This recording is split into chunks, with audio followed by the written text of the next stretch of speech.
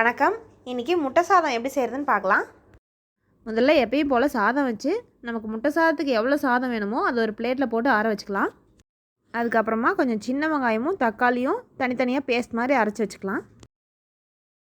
முட்டை சாதம் கொஞ்சம் காரமாக வேணும்னா சின்ன வெங்காயம் அரைக்கும் போதே காரத்துக்கு தகுந்த மாதிரி பச்சை மிளகா கொஞ்சம் போட்டு அரைச்சிக்கலாம். நான் பச்சை மிளகாக்கு பதிலாக பழுத்த சீனி மிளகா போட்டு அரைச்சிட்டேன். அதனால தான் வெங்காய பேஸ்ட்டும் அதே கலரில் இருக்குது. சரி, முட்டை சாதத்துக்கு தேவையானதெல்லாம் எடுத்துக்கிட்டோம். இனிமேல் செய்ய ஆரம்பிச்சிடலாம்.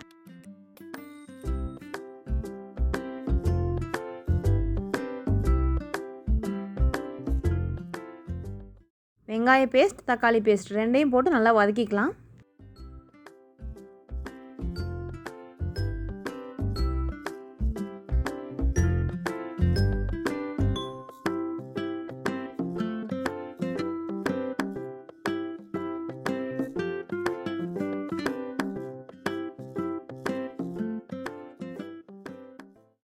வெங்காயம் தக்காளி பேஸ்ட்னுடைய பச்சை வாசனை போக முடியாது நல்லா வதக்கிட்டு இதிலே முட்டையை உடச்சி ஊற்றிக்கலாம்.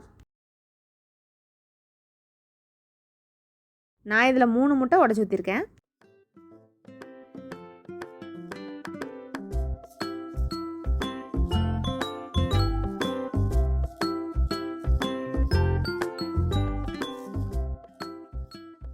கடைசியாக கொஞ்சமாக மிளகுத்தூள் தூவி விட்டு தீ அணைச்சிடலாம்.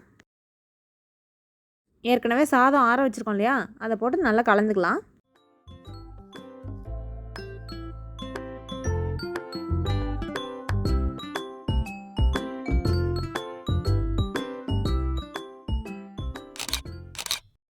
மிதமான காரத்தோட முட்டை சாதம் சாப்பிடலாம்.